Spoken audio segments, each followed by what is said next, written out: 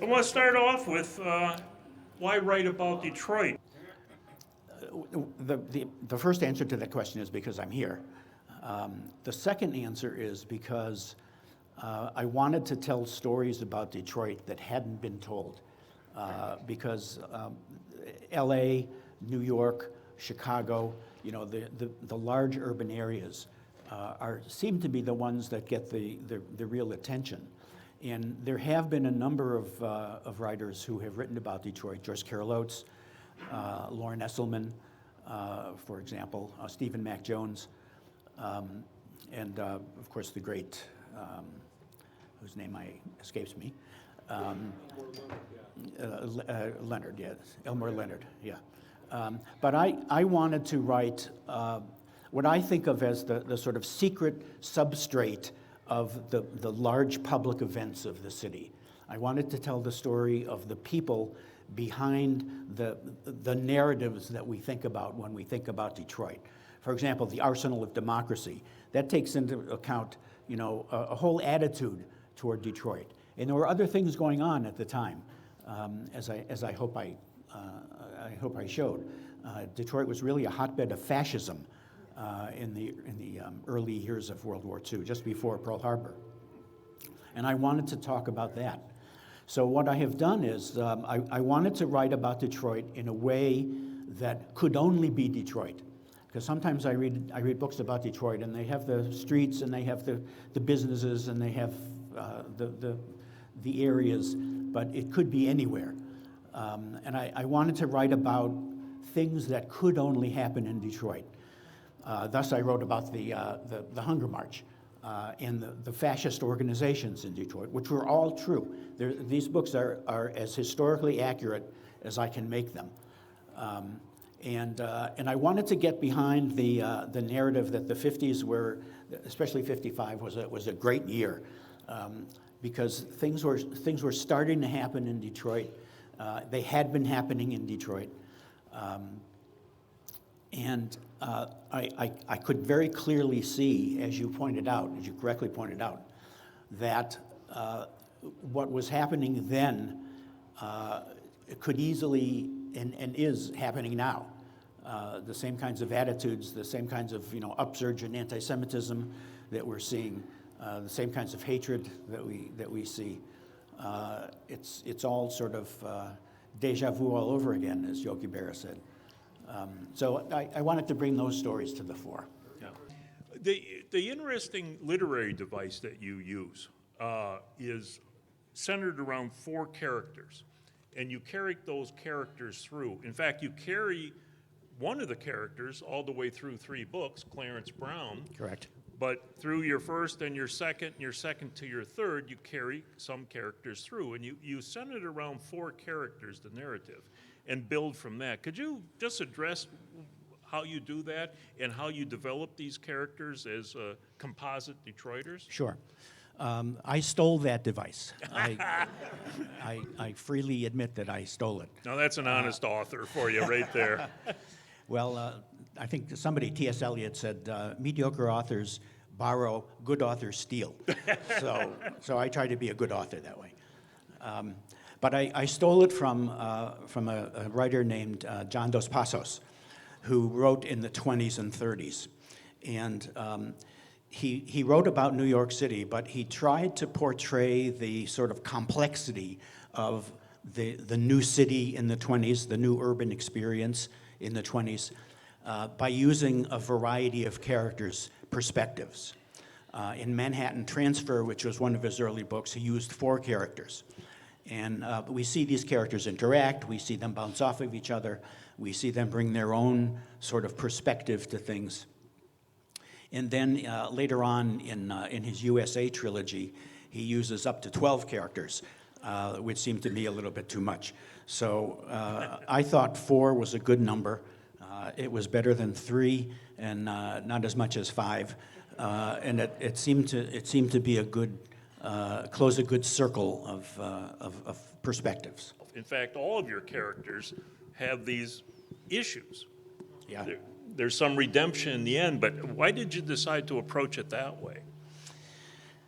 Well, all the characters in the trilogy which may be a quartet, depending how much energy I have. But all the characters in the trilogy are sort of on the margins in some way. And these particular 4 characters all seem to be carrying baggage of one kind or another. And I thought of them as ghosts.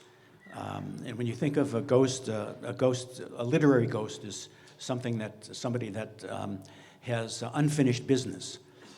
Think of Hamlet's father, for example. Sorry if I'm sounding like an English professor, I can't help that. But these people have unfinished business, and part of what I wanted to do in the book is help them finish their business. The other thing I wanted to do, taking a broad look, standing back from the 3 books, is present really an overview of average Detroiters who are average yet personal and particular characters in their own ways. So that's how I was approaching this. Well, and I thought you had a good depiction of working class life, because these people are struggling for the most part. In normal, everyday struggles. Anyone who's held a job and punched a clock and lived paycheck to paycheck, I think, can relate to that. But you have larger themes. In fact, the underlying general theme, and tell me if I'm wrong, is the fear of communism in the 1950s. This was an era that maybe someone who was born in 1960 or even born in 1950 didn't realize how divisive the era of the 50s was, where there was a commie under every bed, so to speak. Right. And so why'd you pick this theme? You have others, civil rights, racism, things that still are with us today, but maybe were worse in the 55. Maybe you could tell me about the overall. Sure. In my mind, there are 3 pillars, sort of the plot. One of them is anti-communism, the fear of communism and the damage that it did. Incidentally, my character Lieberman is based on an actual person who was called before the HUAC meeting in Detroit. But he's fictionalized for the most part. But that's one of the pillars of the plot. The other main thing that I thought was going on in Detroit at that time that I wanted to talk about was the movement of African Americans out of Black Bottom and Paradise Valley, which had begun to be destroyed at that point. They were starting to be torn down for building the expressways. And their movement out of the center city into other neighborhoods in Detroit, and the often violent white opposition to that. The things that happen in this book are not, I didn't make them up. I did a lot of research. I read a lot of newspapers, newspaper articles of the day. And there really were black families who had crosses burned on their lawns, who faced violent opposition from white neighbors. And the white homeowners associations in particular. If you've read the book, you know that at several times the residents picket and carry signs. Those are actual signs that people actually carried at the time. Whites only in this neighborhood.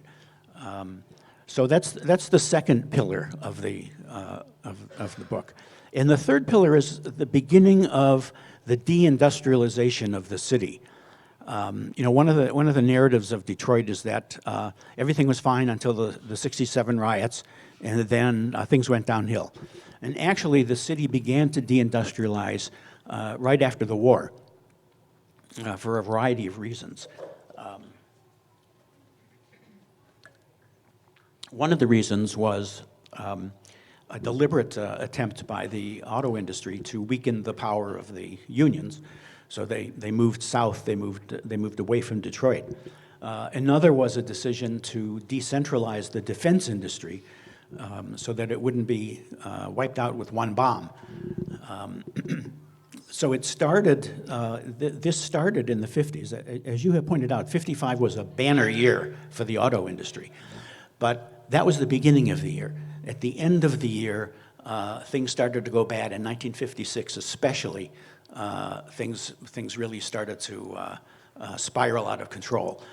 And the, the whole business with the Nash factory, where one of the main characters, Lieberman, gets a job as a security officer because they've shut down the factory, and they're sending everything to Kenosha and other different places. Again, that actually happened.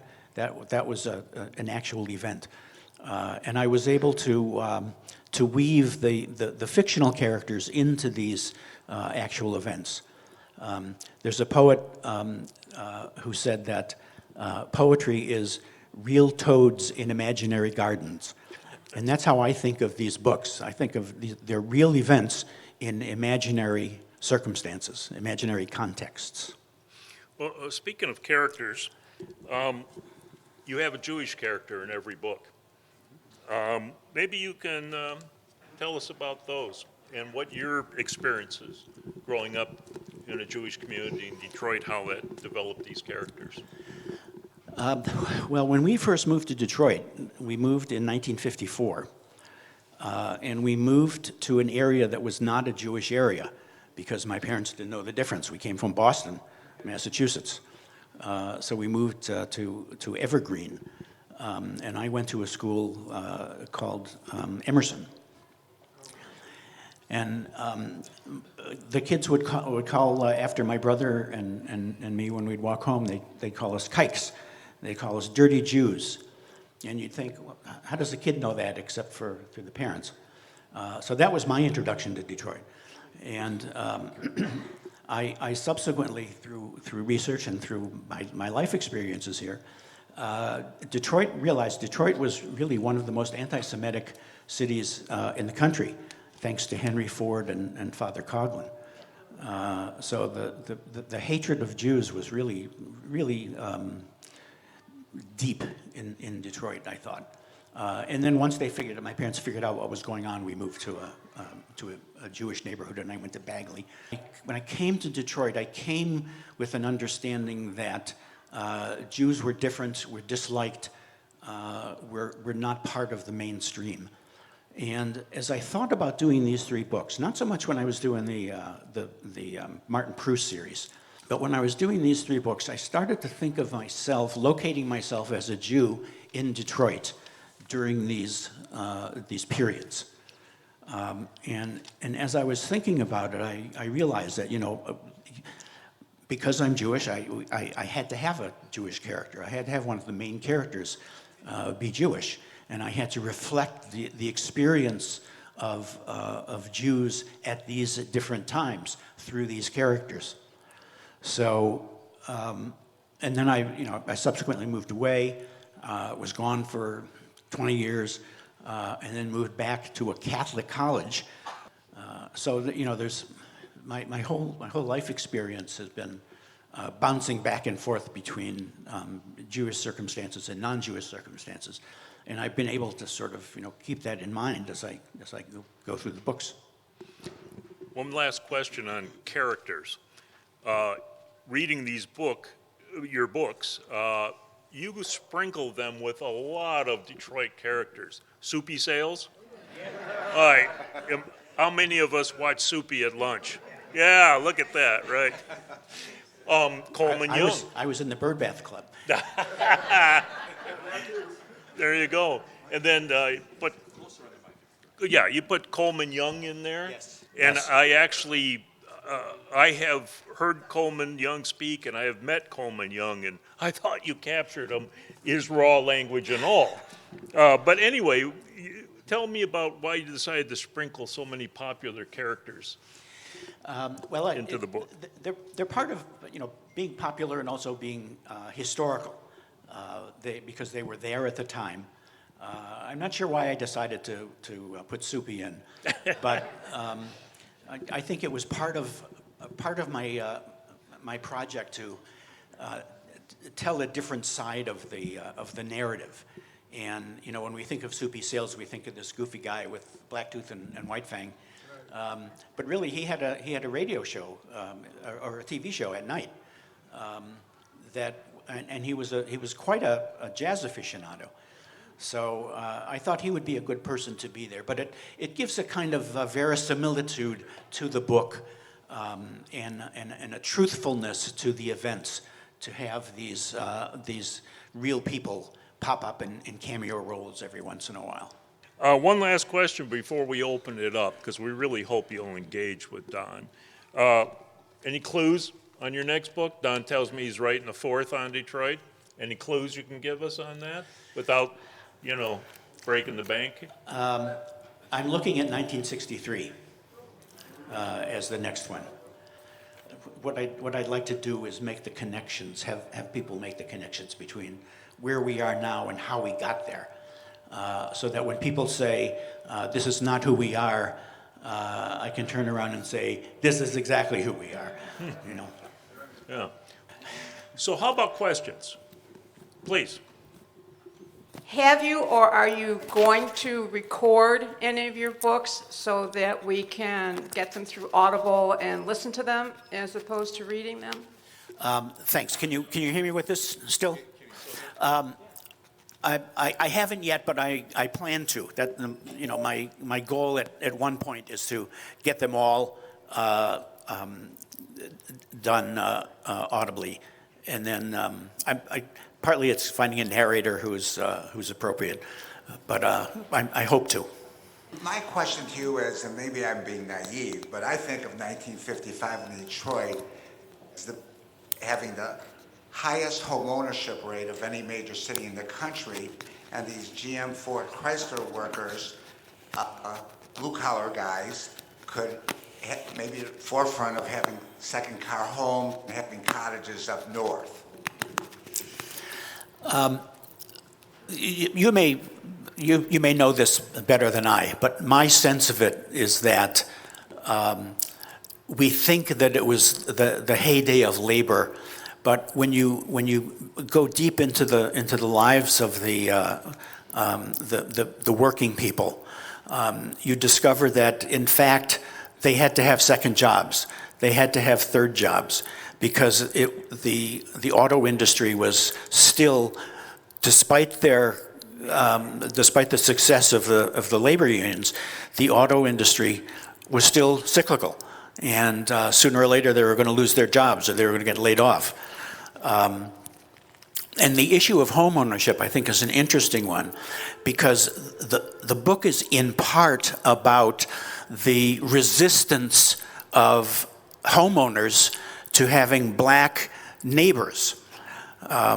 So it may have had the highest level of home ownership in the nation, but we have to look at who was excluded from those homes. And that's partly what the book is about. What were the protests like against living next to a black family? And they were severe. They were severe. So I grew up also in Northwest Detroit in the 50s. I kind of felt my little neighborhood was kind of a safe haven when I think about it. And reading this book, all the things that were going on around me that I had really no idea about. I guess the question I have is, how much have things changed based on those little phones we carry around? Does it really change things? Do we really know more of what's going on? Or are we still in our own little neighborhood? It's a little bit beyond 1955. Yeah. I saw a hand up. Do you have a response to that? No? Okay. I'd be interested in people's responses to that, because everybody has a phone. I remember on Roselawn in 1955, it really was, I don't want to call it a melting pot, but it really was not as homogeneous as it probably is now. I mean, there was a judge who lived across the street from me. There was a truck driver for the Detroit Times who lived next door to me. There was a teacher who lived next door to me on the other side. There was an artist who lived down the street. So I think you're right about safe havens. And it was very much more heterogeneous, I think, than I find now. But with the digital communities are certainly as as segregated and bounded as neighborhoods ever were right now, I think. What resources did you use besides newspapers to, for your story? I read a lot of books of the time, and in fact, there's a bibliography in the back of the book that will tell you what some of my sources were. I read Grace Lee Boggs. I'll just read them off. Grace Lee Boggs, Daniel Day Clark, Disruption in Detroit, Automakers in the Elusive Post-War Boom, Detroit's Cold War, The Oranges of Post-War Conservatism, I'm Fighting for Freedom, Coleman Young, HUAC and the Detroit African American Community, Tom Klug, The Deindustrialization of Detroit, David Moranis, A Good American Family, Communists and Communism. So I did a lot of reading. Thomas Segru, especially The Origins of the Urban Crisis, was very helpful for all three of these books, but particularly for this one. And I must admit, I was very happy to see the Detroit Jewish News among his primary sources that he used. Totally reliable source, of course. Yes. Okay, hi.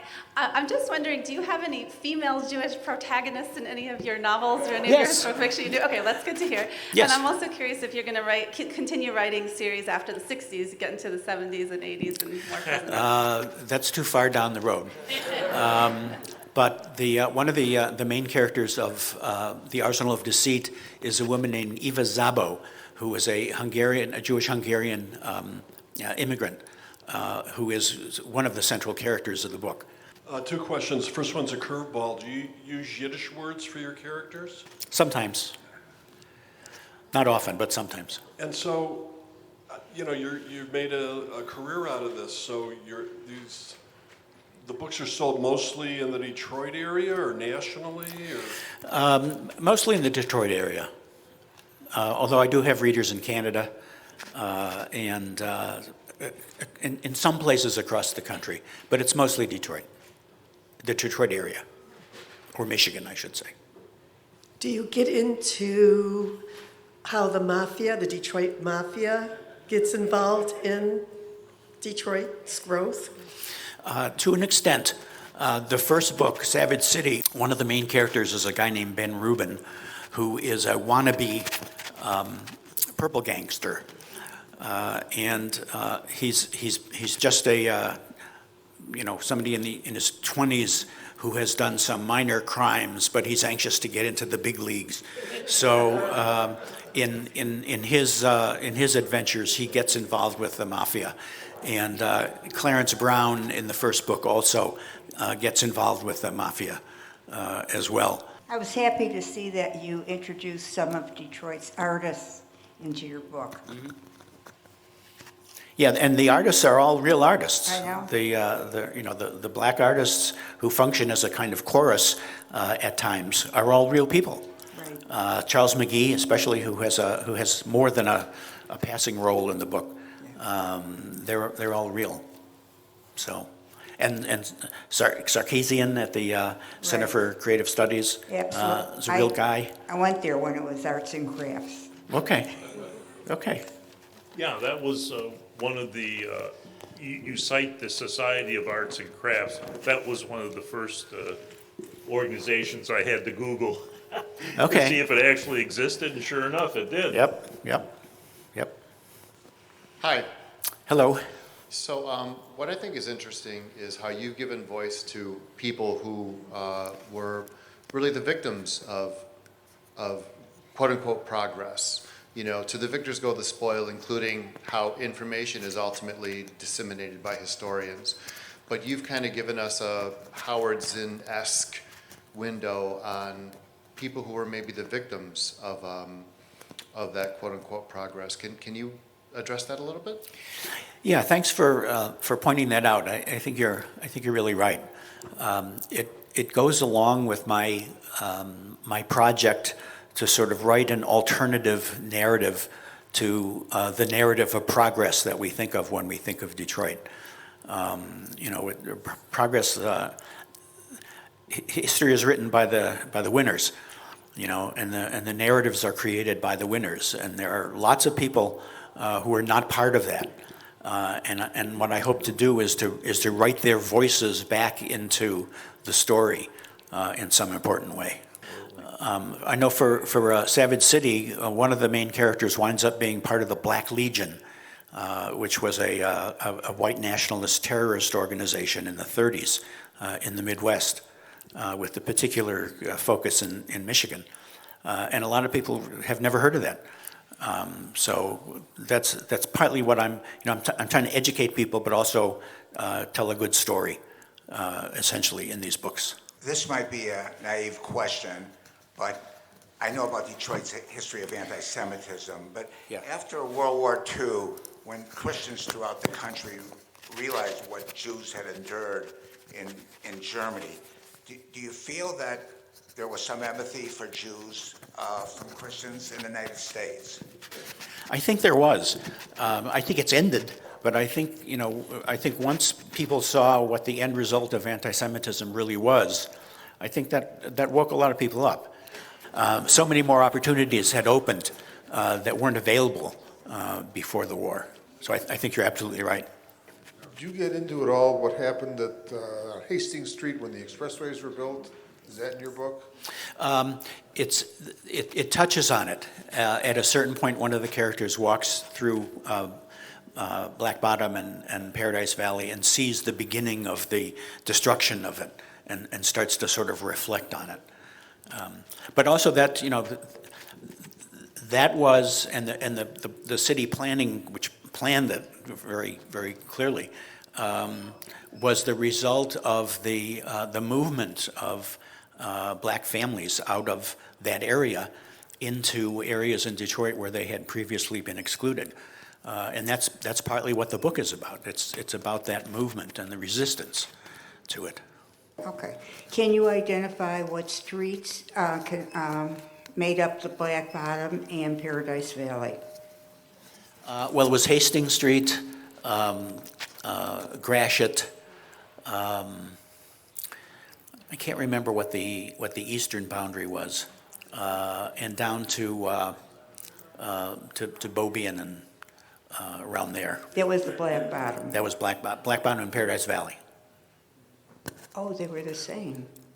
Well, there were two different parts of the neighborhood.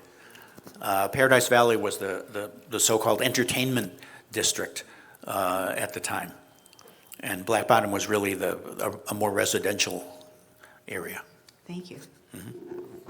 I grew up during that bubble. I was born in 42, but I had my first baby in 67 when the riot started at Sinai Hospital. I was there. So I grew up in the bubble. Was Mumford High School. I was surrounded by the Jewish community, and I never really got confronted with anti-Semitism until I got to the University of Michigan, and some people were looking for my horns, and went in my work life. So it was all still there, but some of us grew up in a bubble where we didn't know about it until later. Yeah, I knew about it because of my experience when we first moved to Detroit. But once we moved to the Bagley community, that was a bubble of itself, Yeah, and I remember wondering, where are all the Catholic kids? Where are the Gentile kids? And of course, they were all in Jesu and different places like that. Again, thanks for coming out. Thanks to Schuler's, and have a nice day. Thank you all. Thank you.